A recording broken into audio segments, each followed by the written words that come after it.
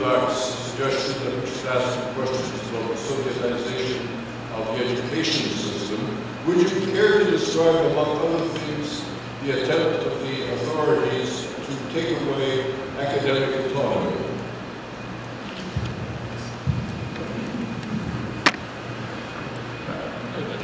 I'll make a few comments. I mean, this is one of the characteristics of this government. As I said, I mean, when I was talking about a continuum of failed policies, I also don't want to engage in moral equivalency, because the previous government actually, I think, was more or less on the side of the angels in terms of its desires to change and reform the country. I think the policies of this government are much more malign. And deliberately so, insofar as they have policies. And as I said, I'm increasingly convinced that this is more of a business project, and they really don't have an ideological framework. But I think there are two exceptions, and that is Mr. Rybachuk and, to a certain extent, Mr. Crossroads. And Mr. Rybachuk clearly has an agenda. It's one that's dictated from Moscow. There has been an attempt to deny the Ukrainian Catholic University accreditization for a program in theology. Go figure, right? We have the same thing exactly with the Kyiv Academy. I've been advising President Kyiv, who's going to be here in a few months, on some of these issues. And they've been successful to this point in time in fighting back against some very odious laws on education.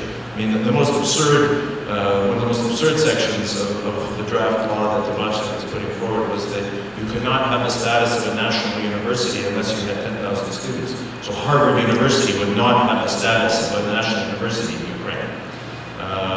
So it becomes silly. But it's not all, it's not, as I said, this government is not monolithic. There are people who can't stand Rybachuk within the government and are actively working to undermine him. Teresa Bahataryova, for example, is one, and she's been now just made Vice Prime Minister for Humanitarian Affairs.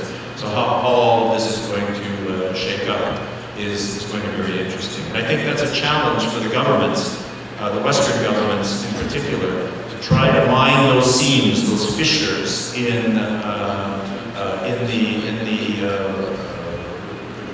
the party of the regions and in the government, to try to make those gaps and leverage those things wider. Thank you. Can we go to the questioner in this microphone, please?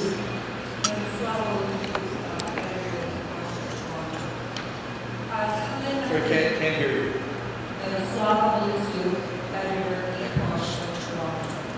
As Helena Klynash has pointed out, the information is not getting through to society.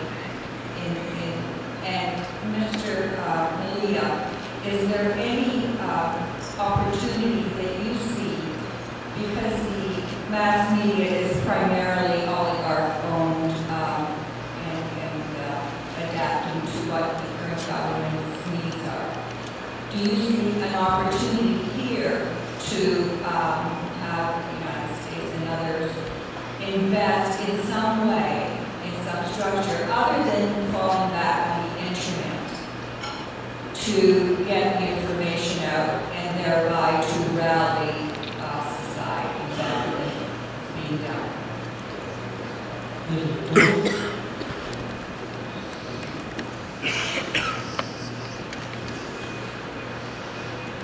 Well, that's a good question, and it's not an easy thing to foster professional and independent news media.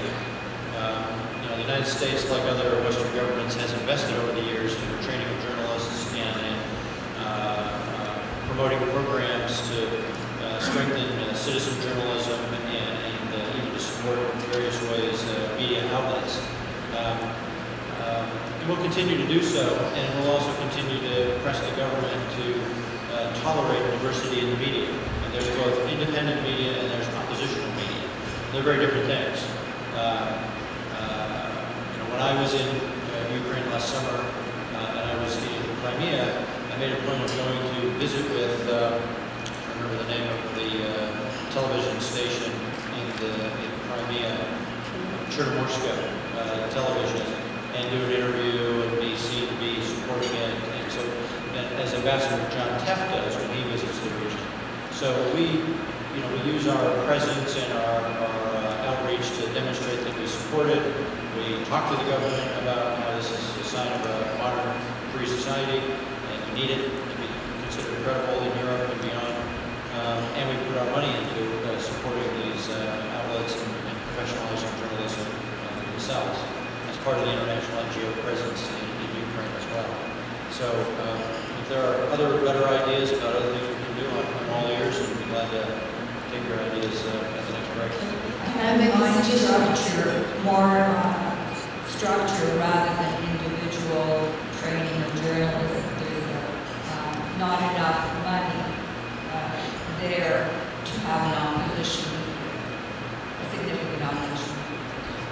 I just simply wanted to add, the problem has been, and there was one occasion recently where the state-run television channel positively, I think Schuster refused to have somebody from the EU put in their position, and it really only got publicized on the internet that there was this problem that Schuster had not allowed the man. Now, there is a problem there. I mean, it's marvelous that people are going to speak to Chernomorska, which was almost shut about a year ago.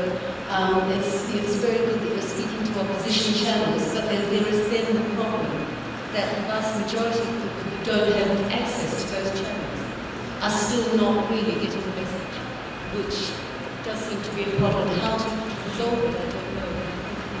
Just to be clear, I don't see our job as supporting the opposition in Ukraine. It's not our job to develop oppositional media. What our interest is in professional independent media. And so we do invest in that. As you all know, modern newspapers and television and radio are struggling financially everywhere in the world as a business model. The internet is potentially the savior for most of our existing media outlets in North America. So I wouldn't discount the value of the internet in Ukraine either. It doesn't have the penetration that it does in North America yet, but I wouldn't discount it as a key part of the circulation of information in Ukraine. Thank you. Did you want to Thank you. We'll move to the next question there. This microphone, please. My name is Roland Patrician, and I'd like to agree with the notion that investing in civil society is certainly a useful strategy. We now have, over 10 years, thousands of young Ukrainians who have gone through this program. And the question I'd like to ask is, have you evaluated the impact of what's been done and identified those problems that exist for this younger generation that has been West African trained to enter into the system to be able to make those changes? Because these level of salaries in the Ukrainian civil service is depressing and uncompetitive with leaving the country. And there literally are millions of people who have left.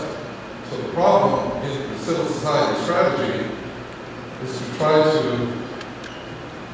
harness that energy, to develop some methods that are different than we had in the past, to be able to in some way to benefit from that training and that input that has been made. Any comments on what might be done that's new, qualitative different from what's been done in the past?